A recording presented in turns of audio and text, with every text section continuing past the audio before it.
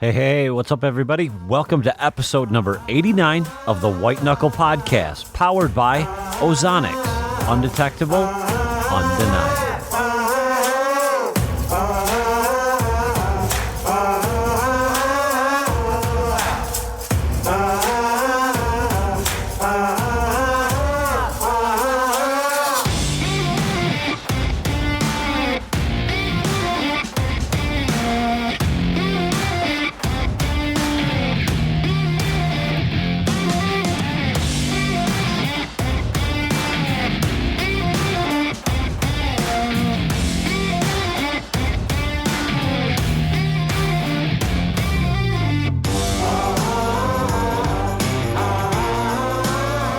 Everybody, thanks for tuning back into episode number 89 of the White Knuckle Podcast. Today's going to be a fun episode.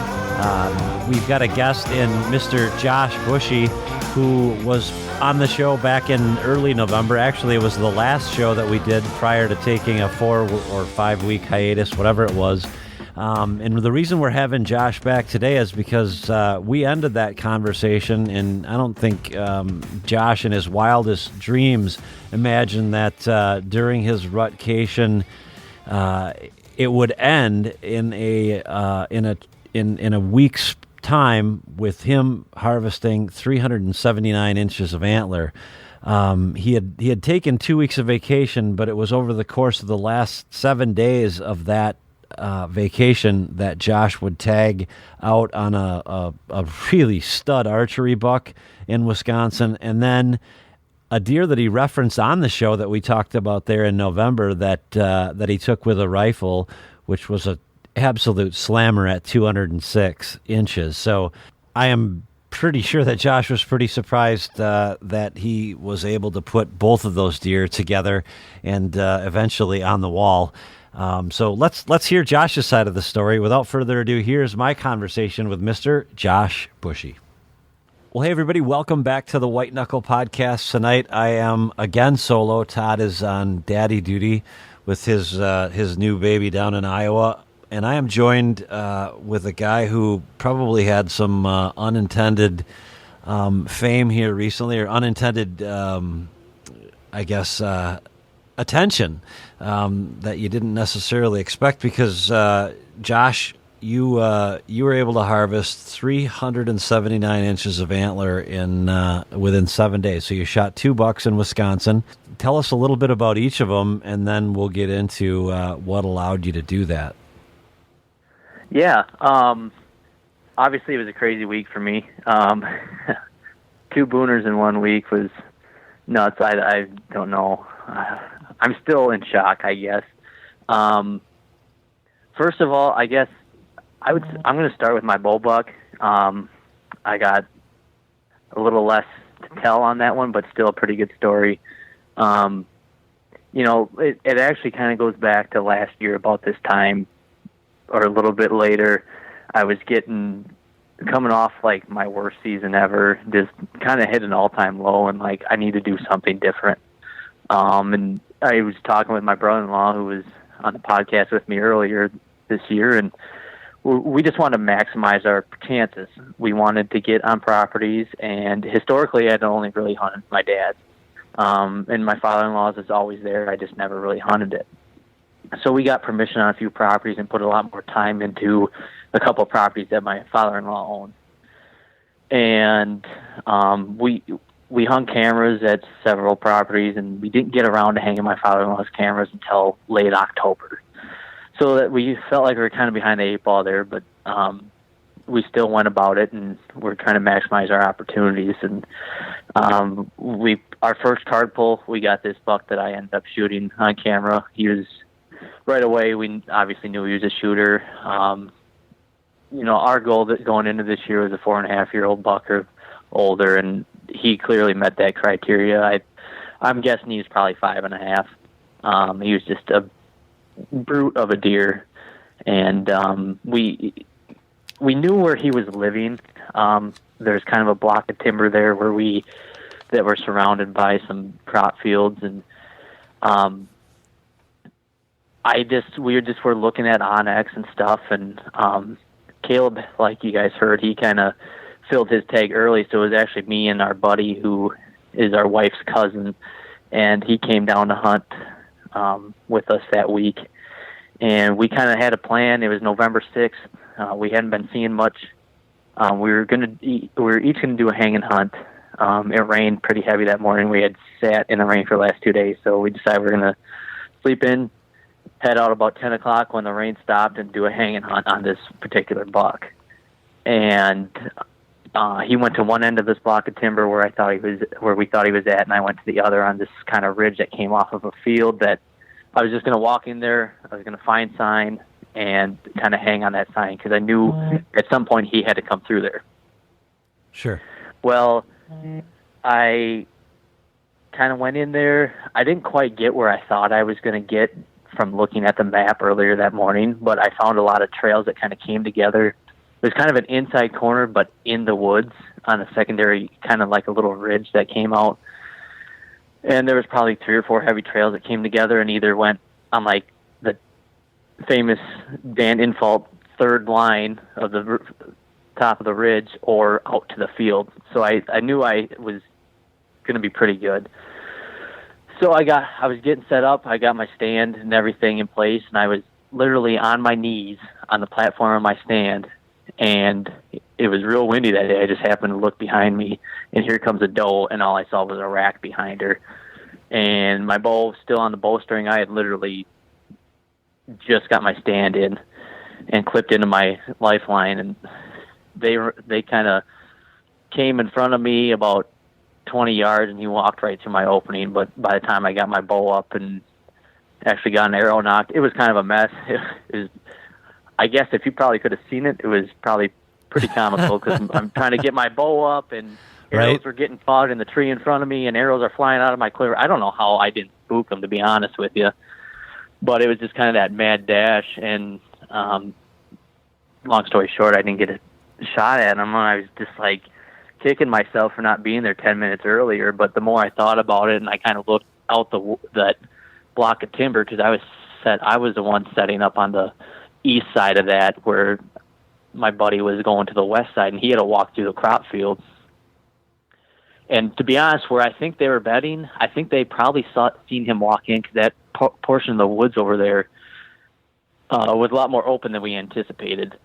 And so I think they seen him walk in because their body language just seemed like he was locked down on her and they had just got bumped out of their beds because, like, you know, if he was chasing her, they'd both be breathing heavy and just running like crazy, and they were just kind of moving through the woods quickly like they had got wind bumped or had seen something, you know what I mean?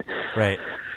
So after that point, we knew that he was locked down on that doe. So I did do a few more hunts in that location just because I had perfect conditions for it. Mm-hmm. One more evening sit, and I didn't really see a whole lot. And my brother-in-law and my buddy, they're out of the same stand? Yeah, out of the same stand. Okay. Yeah. And my plan was moving forward was to get back in that stand in the morning, sit there until I don't see anything, or depending on what the action was, tear it down and go sit up on another place I thought I could catch him cruising once he broke off that doe. Sure. And my brother-in-law kept telling me, and my buddy kept telling me, because they both had hunted that property before, that was a good morning spot. So it had snowed a couple days before, and I knew I had to get in there early because it was going to be loud with the crunchy snow and everything. And I had actually gotten poison oak on my arms from hanging the stand that my buddy ended up shooting an 8-pointer out of on the 8th. So I was running late that morning. I was trying to wrap my arms up because I was planning on sitting all day or sitting in that stand until I didn't see anything and then moving it. And so I was running late. I got out there. What's that? Hold on just 1 second. Did you say you had poison oak in November? Yeah, it was the craziest thing. And I wouldn't Is that know. common? I mean, I don't think so, but I had hung the stand at my father-in-law's other property. My dad came and helped me hang the stand. Wasn't thinking about it at all. And we're sawing a few branches and a vine, and yada, yada, yada. Right. About a week later, my dad's like, yeah, I got poison oak from hanging that stand. I kind of laughed. I'm like, that sucks. I can't believe you got it in November. Right. And then the day my buddy shot that buck out of that stand, my arm started itching. I'm like, oh, no. So, yeah, it got worse before it got better, obviously. That is horrible. And the only reason, I don't mean to interrupt your story, but I got it this year down in Iowa, hanging a stand with Todd. He's like, that's poison oak, so be careful. I'm like, I'm immune to that stuff. I've never gotten poison ivy. I've never gotten poison oak. I'm like, I'm fine, blah, blah, blah. A week later, all of a sudden, I'm like, what in the world is all over my arms? It was the most excruciating thing that I had gone through in terms of some sort of skin irritation. Obviously, I've had other pains, but I was just, curious to hear. It's terrible. I need to worry about it later. I found a great home remedy of it. I mean, as long as you're not on, it's not on your face, but I was going crazy. I was in my office, and you're just wanting to itch that stuff. And I watched a YouTube video where a guy said to get some sand, silica sand, and I'm trying to think of what else, and some water. I think it was silica sand and water, and then rub it in there and basically get that stuff all, scraped up and, getting that goo coming out of it, whatever it is. And then pour either apple cider vinegar or just white vinegar over it. And I did that, and it turns out vinegar and oil don't mix. And whatever it was that was in that concoction worked. The next day, the swelling and the itching had gone down, and the next day after that, it was gone. Wow. Yeah, that's pretty good. Not even because I got it, and I got it pretty bad, and like a week and a half later, I'm like, I am so sick of this, and it's not really getting any better with the little creams and stuff my dad had given me, because my dad gets it all the time. He's like super sensitive to that stuff. I've never gotten poison oak or poison ivy in my life, same as you. And to get it in November, it's just blew my mind. But it just adds to everything else, I guess, that happened. Yeah, right. Okay. So I'm sorry to segue off into that. I was just curious, but anyway, so no, it's good information. So right. There's my contribution to the show.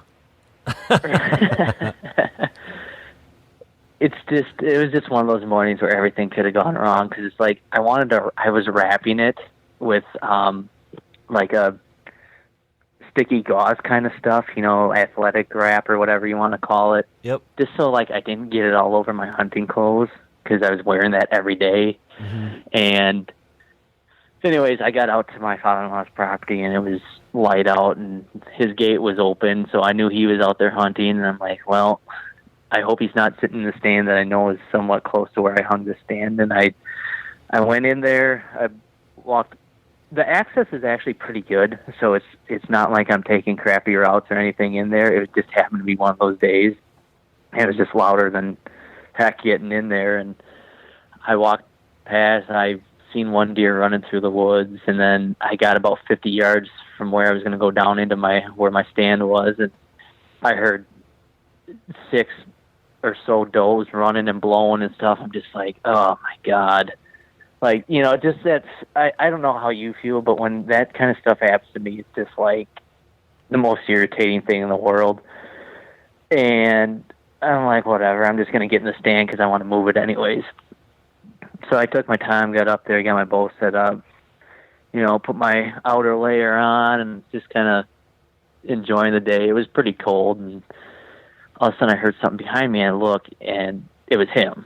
And I'm like, it was 6:30 in the morning, and I'm like, holy crap. So I grabbed my bow, turned around, drew back, and he stops behind a bush, and there's a nice big opening he was going to walk through. I thought he was going to walk right through it. It was about 25 yards away.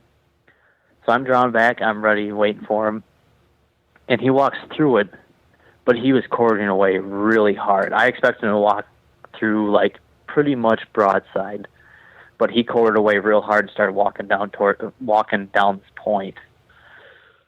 So thankfully I didn't shoot, and I let down, and he's starting to walk down this point, and I'm like, I don't know what I'm going to do. So I just grabbed my grunt call out of my backpack, grunted at him. He stopped behind a big honeysuckle bush. I could see his rack moving around. He was looking around, and he just let out one of the deepest grunts I've ever heard, and started walking right up the hill right towards me. And I could tell he was on a trail, and I looked down in the snow. I'm like, geez, that trail is right there.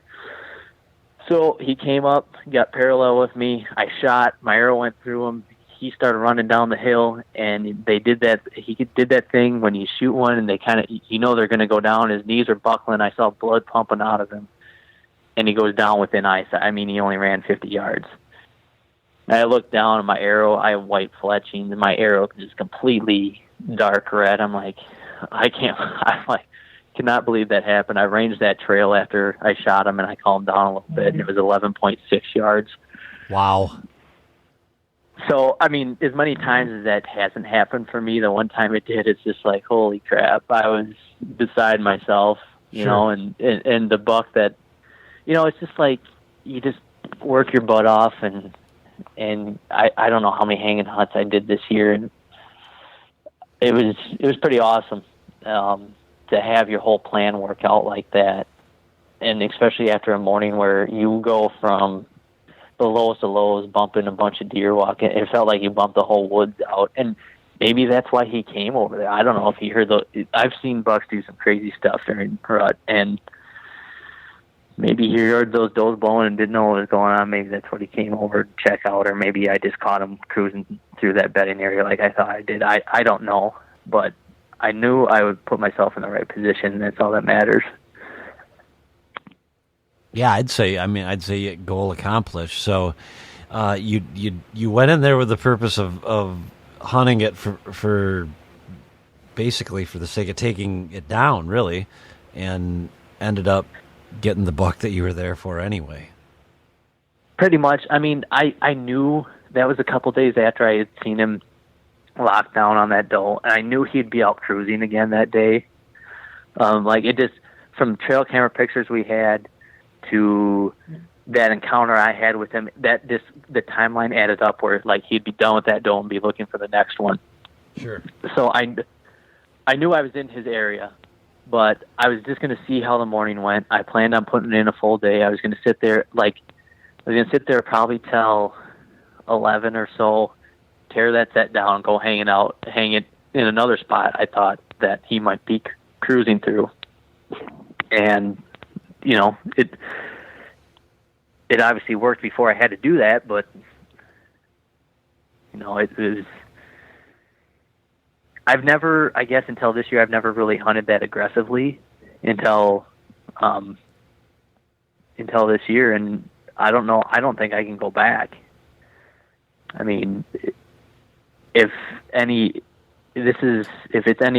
indication of how successful you can be by staying mobile like that, and just, I mean, it's all worth it to me.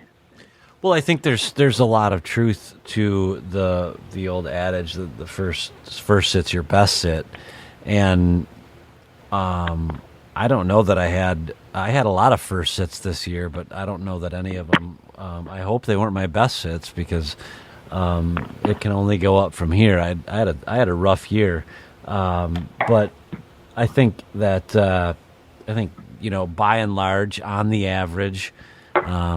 You have to. I think anyone would agree with you that anytime you can get in there and have that element of surprise, it's best. Todd did that this year on a buck that I was hunting down in Iowa. We had gained enough intel that this deer had moved in. It was one of two bucks that had become shooters on his farm or on the farm that we leased down there, and.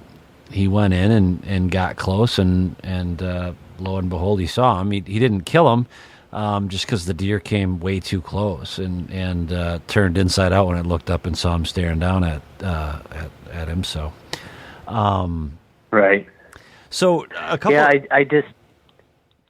I was just gonna say, I just think adjusting to I'm kind of in the middle. Like I think there are some good spots where you can have a stand. Sure. a permanent stand where you can catch deer cruising every year. But also, when you start hunting specific deer, unless you adjust to that specific deer, I feel like your odds are going to be fairly low. Like, we adjusted to this deer right away. And I sat in that stand 3 times, and I saw him 2 out of the 3, and I should have killed him the first time I was in there, but I just, needed 10 more minutes to be set up. What made you pick that stand? Like I said, I was looking at Onyx, I was looking at the topo, that hybrid layer where it's the topo. I love that, where it's the topo laid over the aerial imagery. And with my job, I actually get some really good imagery and stuff through ArcGIS. So I study that stuff like crazy. And it was just a point that kind of came out, and it seemed like and there's a big bottom below. It just seemed like, and my brother-in-law had hunted there before, and he knew like where the bedding was and where they kind of cruised through there, and you could just see on the map where it was kind of pinching down. And sure enough, that's a trail I shot him off of, and that trail, it walked right by my stand, and then it either branches out and goes up towards the field, or it keeps going around on this third line on that hill that, like I said, Dan Ninfault always talks about. Right. So I thought it was a perfect location once I got in there and seen how all these trails kind of came out of this bedding. And with the winds we were having for the next couple of days, I knew I was going to have a good wind for that. So I knew it was something that if I went and hung that morning, or that late morning on the 6th, that I could kind of pick a few times in that next few days to get in there. Sure. But after I saw him with that doe and knew he was locked down, I did hunt in there one more time, but I kind of backed out till I got a good morning condition, because, like I said, they kept telling me it was a good morning spot. So I got in there in the morning, and sure enough, first morning I sat there, I killed them. But interesting. I don't know. So one quick question that I have is, you mentioned you saw an area on Onyx that where it pinched down. Can you just kind of describe to the listeners what that looked like, if you can sort of paint a mental picture for us? Yeah, so it gets... and it doesn't have to necessarily be that area, but if you were going to look at another map, what is it that you would see that would suggest to you it pinches down? Because pinch points are so many different things to so many different people, so I'm just curious what you saw. Yeah, and it's so geographically, it's so based on geographic location too. Like I mentioned before, I'm hunting in the driftless area, southwest Wisconsin. So to me, that I just feel like that's one of the toughest places to hunt whitetails for a variety of reasons, and that in itself is a whole podcast. But I look for points like secondary ridges. We've talked about that before, where they're kind of the closer the lines are together on that topo map, the steeper that hill is. So where they kind of pinch down like that and come around a hill or a point, mm-hmm. and gully heads. To me, the gully heads, if you get one that you can hunt on a northwest wind or a west wind in the driftless area, that to me is a slam dunk location to sit during the rut, because especially if it's real deep, because they're not going to, you hear it all the time, deer are just like us. They're not going to walk down and up a gully just for the sake of doing it. They're going to take the easiest way around. And those gully heads, I feel like, especially if it narrows down where you got just 20 yards of timber between the gully head and like a field edge, to me that's a really nice pinch point. Or those are some major ones, I guess, I look for. And so when I get in there and like, go ahead. When you say a gully head, are you talking about you got a ridge to the east and a ridge to the west, a ridge top, and in between is the valley, and that valley is coming up towards the top, and the top, are you referring to that top top washout as the top of the gully head? Yeah, yep, exactly. And you see it a lot in this area of the world, in woods that kind of surround cropland, because you get the water erosion off of cropland that runs through the woods and creates those gullies, and they start to eat up towards the cropland. But I mean, just in this kind of terrain, you see it a lot everywhere in the woods. But yeah, that's exactly right. So you see something like that, and maybe the top 50 yards isn't so pronounced, but as you get a little bit farther down the hill where those lines get closer, there's going to be you're probably likely. Am I correct in assuming you're probably likely to find some pretty serious trails crossing right in that area? Yeah, I've noticed that a lot. That they cross right in front of that gully head, especially that time of day when the thermals are pulling down, and early in the morning and in the evening, because they can literally smell forever. Big bucks when they're down at that gully head, they can. And typically too, those points that you are referring to on either side of that gully that there usually is. Mm-hmm. Usually there's some good bedding in there, especially if it's thick. Mm-hmm. So they can cruise right through there, come around that gully head, and then cruise right to the other one. I've seen that a lot on a lot of properties that I have permission to hunt on. Mm-hmm. And at Dad's a lot too, where I'd shot my gun buck. That's exactly the spot where I'd shot that deer. Sure. So what was the I know that the gun buck, you did actually a podcast with us, I believe, that aired on November 4th. I'm not 100% sure, but it was right in that area. And you talked a little bit about this deer that had sort of haunted you for several years, it sounds like, and you were able to connect with him. I'd love to hear a little bit about that. Yeah, so that's a crazy story too. I mean, that deer, I swear he was part cat, because it seemed like he had at least 9 lives. But we first saw him in 2015, and I had shot a 155-inch buck that year. But he was, at first we thought he was a real nice 3-year-old. But looking back on it, I passed. I'm pretty sure that was the buck I passed on opening weekend of bow season that year.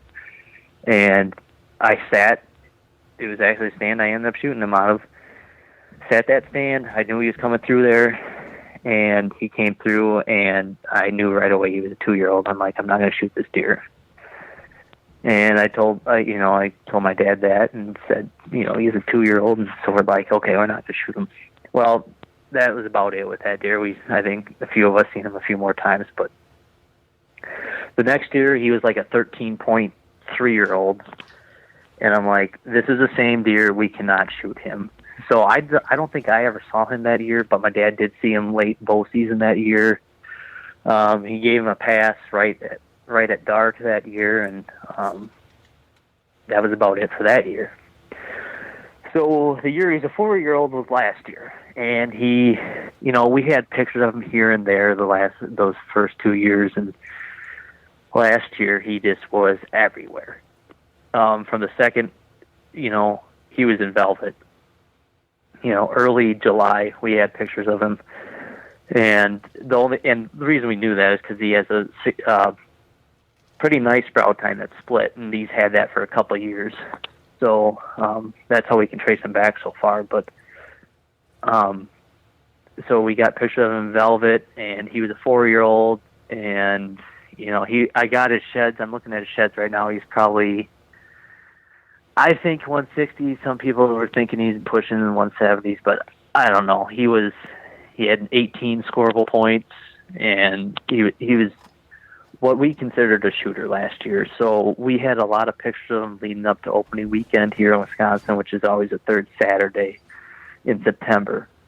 That day was really hot, and we had a storm blow through that evening. So that Sunday of opening weekend was, for September, a nice cold front rolled through.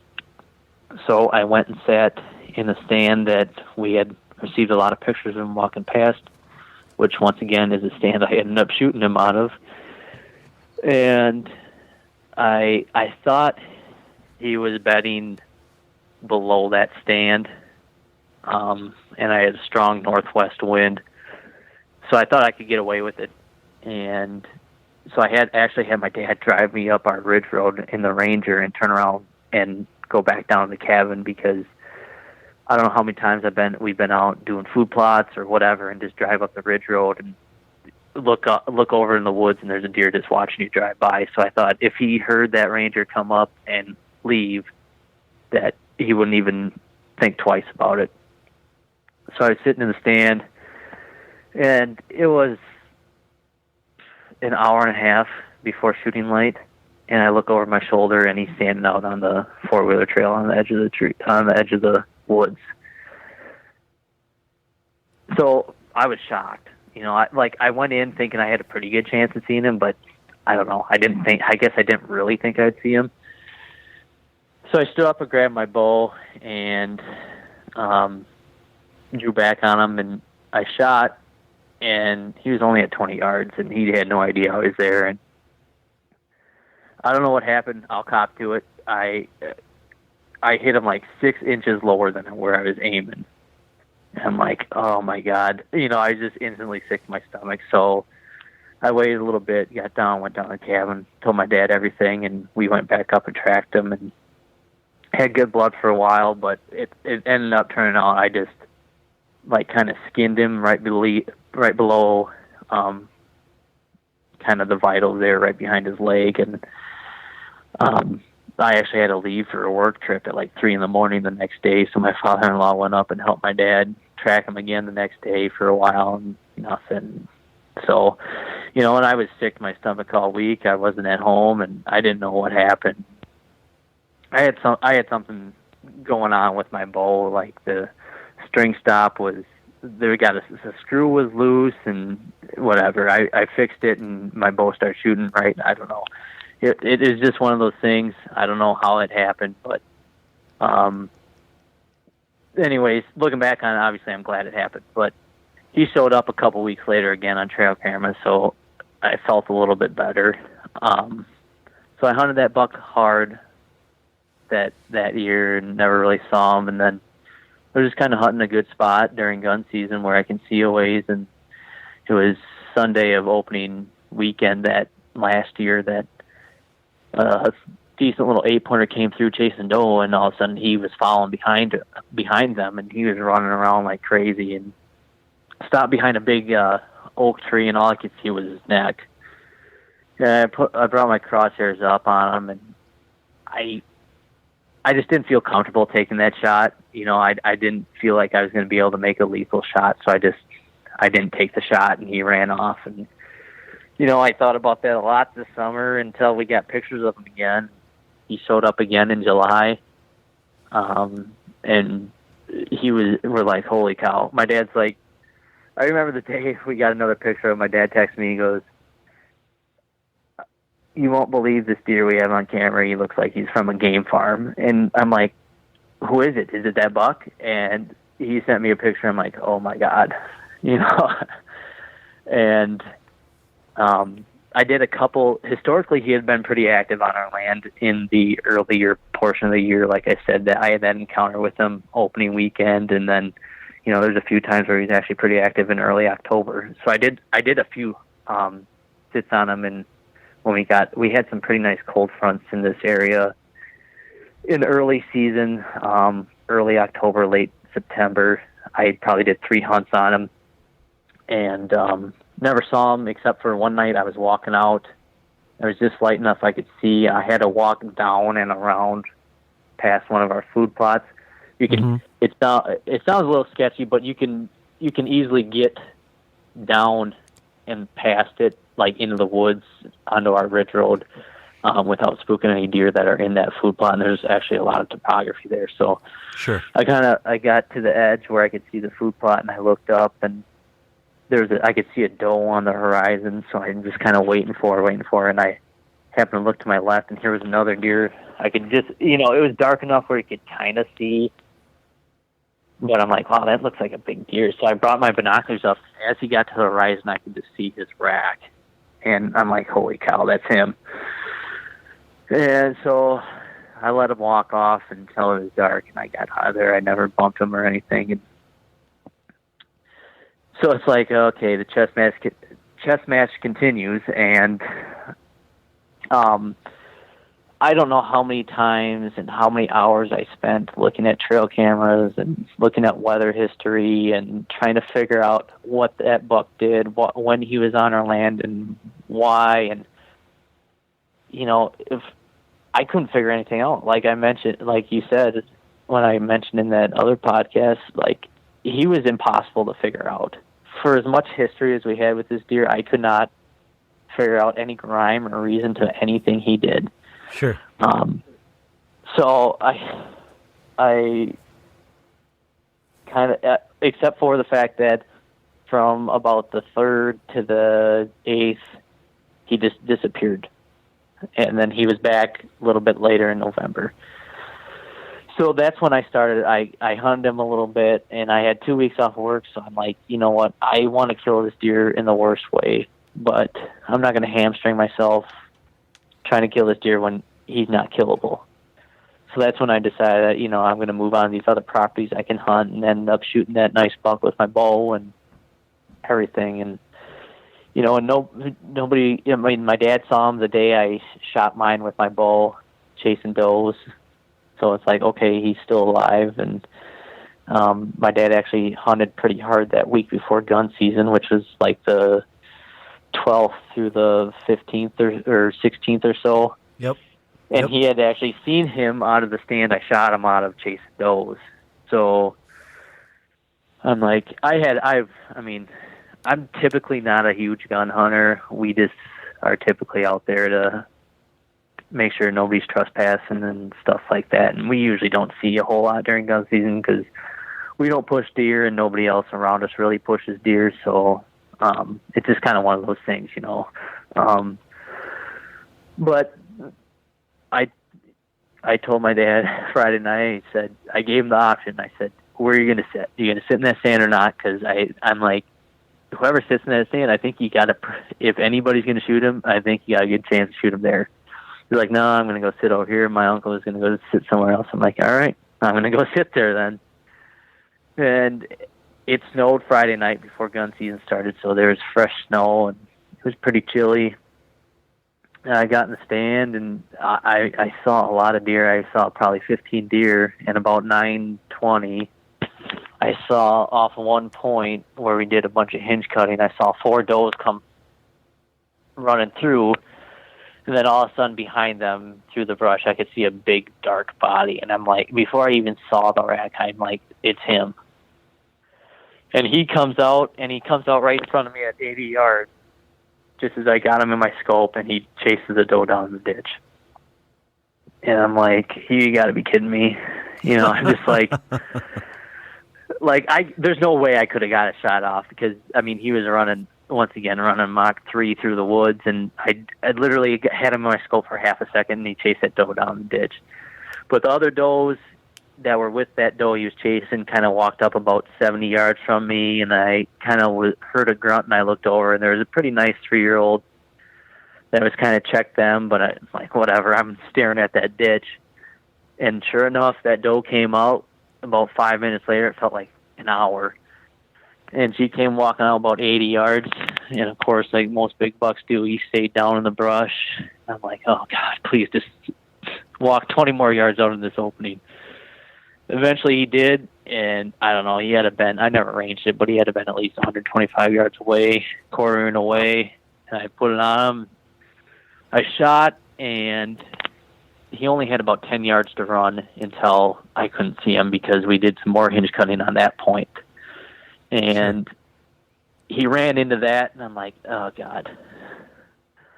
I stood up, all those does, and that other buck ran away, and there's this, it was literally chaos in the woods because there's about 8 deer running around, and I thought I heard crashing, but then I'm like, no, it's probably just those deer running. I couldn't find them in my binoculars, and I'm just, the buck that I poured my heart and soul into for the last 3 years, and I called my dad. He's like, he came over, and we kind of walked around, and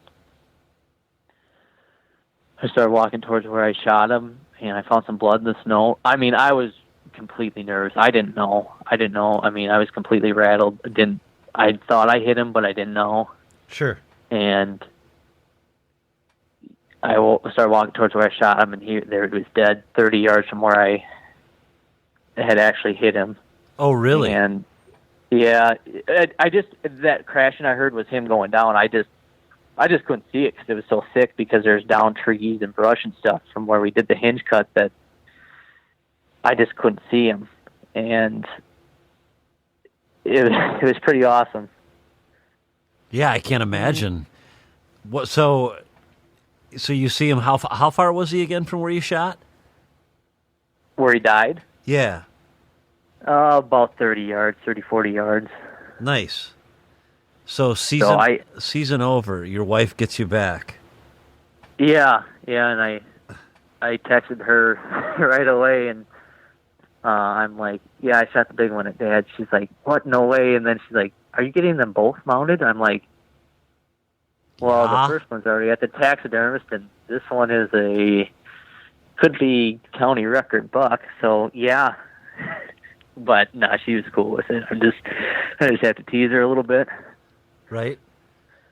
Yeah, that probably will be a county record. We don't need to talk about the county, but yeah, who knows? I mean, there can't be too terrible many of them that are bigger than that are out there that at least were harvested at least. I don't think he's gonna net quite what I thought he would. I mean, he's gonna be up there, I think, but sure. Not. I mean, don't get me wrong. I'm still on cloud 9 from both of these bucks, and it's just. I hope so, for goodness sake.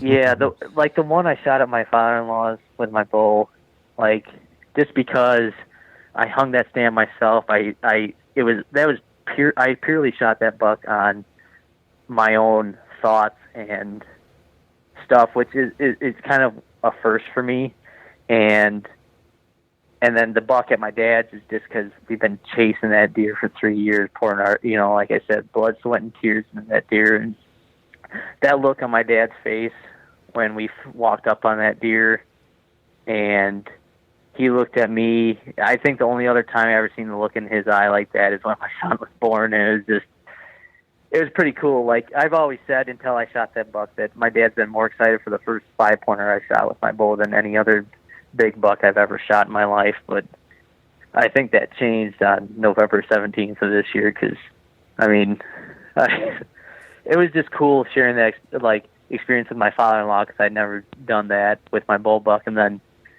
that moment with my dad when we walked up on that buck, it was just pretty unreal. I mean, it's why we do it, man. Pretty special stuff. Yeah. Absolutely. So. Well, that's quite the season. I knew that you had sent me pictures the day that you had gotten him, and you'd sent me pictures the day that you'd gotten the one that you shot with a bow too. And I was still hunting at that point. So actually, that I think that day was the day I got back from Iowa and started hunting Wisconsin again. So it renewed my faith and at least making the trip back after hitting the ejection seat on Iowa. I felt a little bit better, but well, that's what I was hoping to do. Yeah. I wasn't trying to rub it in or anything. I was trying to get you motivated. Yeah, well, it was that's a whole nother podcast. The whole Iowa thing this year was one of the most demotivating hunts and I haven't been on too many out-of-state hunts. Actually, I think that's the first big game one that I've been on. But regardless, I mean, congratulations. That's a hell of an accomplishment. I don't care who you are. I mean, there's a lot of people in this industry that aren't going to pull that off this year, and you did it largely through a lot of hard work. Certainly, you put yourself in the right place at the right time, and it that's a lot of it, but you didn't do it without a whole lot of work beforehand, and that's the cool part. Isn't that the most rewarding part of it all? It absolutely. I mean, to bust your butt, and like I said earlier on, it's like I don't think I'm going to hunt any other way from here moving forward. You know, it's like busting your butt, getting up at 4 o'clock in the morning, knowing that you got to walk a mile and a half into a property and hang a stand after your son's been up all night. It's like, but you still do it, and it's like it's so rewarding. And you know, I couldn't have done it without my brother-in-law and my friend, and you know, really my dad and my uncle too, because they're the ones that really got me like so passionate about this. And you know, to be able to share the experience with all those guys, it's just, you know, on two different occasions. I mean, yeah, a lot of it's a lot of hard work. There's a little luck too, but you know, I don't know how many guys told me, oh, you know, 2 bucks of a lifetime, you'll never do that again, blah, blah, blah. It's like, yeah, I might not shoot a gross 200-inch deer again, but I definitely think I'm going to shoot some more booners, because I'm going to bust my butt like I did this year, and I'm not afraid of working hard like that to do it. Like, you know, a lot of guys, I don't know. You've probably heard that spiel before. I'm sure Todd's heard that spiel before, but it's just like, no, I'm pretty confident that I can shoot at least one more. You know, I might not shoot 2 in 1 year again, but to do it again, I think right. it's possible. I think there's a chance that you could do it again, but you know, I think in Wisconsin, who knows what's going to happen, man. I think there's no question that you guys have a game plan down. You know what you're looking for. And that's my struggle, just having hunted, I think we've talked about this before, having hunted flat country my whole life. You know, there is no certainties. And when, you know, I just had Jeff Genke on the other night from the Hunting Beast, and there is no absolutes. And I brought up the fact that Bronson Strickland, a guy from MSU's Deer Lab, will never say, yeah, this is what happens. He'll say, on the average, this is what happens. So you gotta be able to be mobile, like you said, and I think that's probably one of the biggest components to your success is the fact that you're mobile and you've embraced that. Yeah, I listened to that podcast that you did with Jeff too this week, and you know, that same scenario that he explained about shooting that deer with his gun is pretty similar to my gun, Buck. He was down in that little valley where at, you know, almost 10 in the morning, where the thermals are rising, and he should be ideally on that upper third. But like you said, there are no certainties, and to be able to realize that and to adapt, like you said, mobility and adaptability, I think, are, to me, the two biggest things if you want to be consistently successful. Right, absolutely. Adaptability is the king. I really look forward to next year. I look forward to putting some time in the timber where I feel like I can be a little bit more useful. But yeah, you got to be adaptable, and the one takeaway I have from this year is walking into the property that I've leased now, and will continue to lease, and having this mental block that I had to be on that 1/3. I think I cost myself some really good hunts by not doing what Jeff said and acknowledging, okay, well, the deer are doing this. You just have to figure out how you can get over there. And I had an aha moment when we were just talking, because you were talking about basically the top of the gully, and I saw this walking through on a rainy night in late September, and I'm like, oh, that looks like a really good spot. And there's like 4 trails that come together, and this gully is like, I could not climb out of it without kicking holes in the side of it to put my feet in and grabbing brush to pull myself out at the very bottom. And then, of course, at the top, it's much different. But I wish I would have tried things like that. So Anyway, that's for, like I said, probably a whole nother podcast. But right. I think they're good places to start. Yeah, I wanted to, you mentioned something, and then I'll let you get going here. Wind thermals. It's not a hotly debated topic, but I hope that it is, because I think there again is another situation where you have to say, on the average, they're going to do this. However, is there a rule of thumb that Josh uses to gauge whether or not you're going to sit in a spot based on the wind thermals? Yeah, I mean, I think low wind days, I definitely take it into account more than days where it's like a 12 or 15 mile an hour wind, because on those days, especially if you're in an area where the wind thermal might not pull as hard, where it's a little more flat or something, you can get away with a little bit more of that. And maybe some guys disagree with me, but I feel like a stronger wind, one of those 10, 12, especially you're talking 12, 15 mile an hour winds, I feel like that usually, on the average, will trump some thermal activity, but, and to me too, at the same time, sometimes when it comes down to it, when you're a guy like you or I, and you got 2 weeks off of work, and it's a middle of a rut, sometimes you got to risk it for the reward, and play that wind that's a little bit in your favor, but the buck thinks it's in his favor. A lot of stuff like that I try to do too. I mean, like you said, there is no absolutes, and it all depends on the day and the weather conditions for me.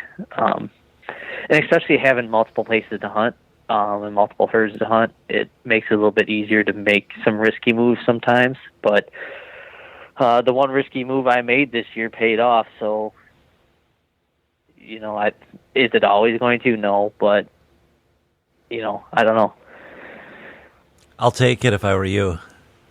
Yeah, I'm not complaining at all. I mean, and it was a heck of a year. I couldn't have asked for it to go any better, but to be honest, it just makes me more hungry to be able to do it again. And there's a lot of other factors we had talked privately about that concern me a little bit, but for now, I'm just going to keep doing what I'm doing. Yeah, I mean, you're right. There's that's a whole nother podcast, and unfortunately, I'm going to have to do one eventually here about it. But we'll save that for another time. This is about you tonight, and congratulations again. It's good that it happens to the good guys once in a while, and you certainly worked for it, and you certainly deserved it. So I saw it that morning that it popped up on the jury's on Deercast, and I was a little bit shocked that it was on there, because I didn't want to bother you about it, because I didn't know if you wanted it publicized or not, because those things can kind of be a slippery slope. So I was glad that you graciously accepted my invitation, so I appreciate it. Yeah, absolutely, Jason. Thanks for all the kind words. I appreciate it, and we'll never turn down an opportunity to be on the podcast. And to be honest with you, the guy that wrote that article for me on Deercast, I went to high school with, and I've kind of kept in touch since. And he's done some freelance writing in the last couple of years for some pretty major resources, and he asked me to do it, and I'm like, like you said, it is a slippery slope, but I want to get it out there too. I mean, it's kind of nice to show off your hard work every once in a while too. Well, and there's some sort of educational value there. like we said, there's so much content available, and we all listen to it, and we all are trying to garner something from it. And the one thing I've garnered from being able to, or having the luxury of doing this show, is that there are no. It's the one takeaway I have, is that there are no absolutes. There's nothing that's 100%. Here's what I can tell you that's 100%. If Doug or Derek or Josh or somebody like that tells me something, or I'm listening all the time, like they're always like, they'll say something like, oh, that's a really good ridge, or, whatever. I wish I would have had more time to invest in going over to that ridge, because those folks that have been in those areas, wherever it is, they know what's going on too. So that's a good resource, and one that's very seldom talked about. Yeah, the local knowledge is great. And like you said, everybody's, anybody that's serious is reading everything, listening to everything.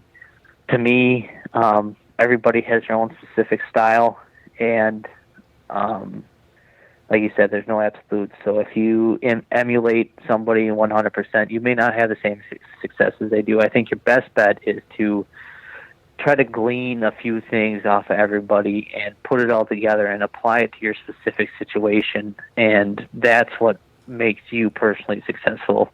If I took everything Dan Infalt said and applied it to my dad's land, I'd probably be successful, but I don't know. You know what I mean? Every property is different. Every deer herd is different. And you just got to you got to kind of mix and match and mesh everything you hear and put it together for yourself. Take these great concepts and put them together yourself and apply it to your own personal situation. Well, there you have it. My interview with Mr. Josh Bushee, and everything you wanted to know about harvesting 2 world-class animals inside of 7 days.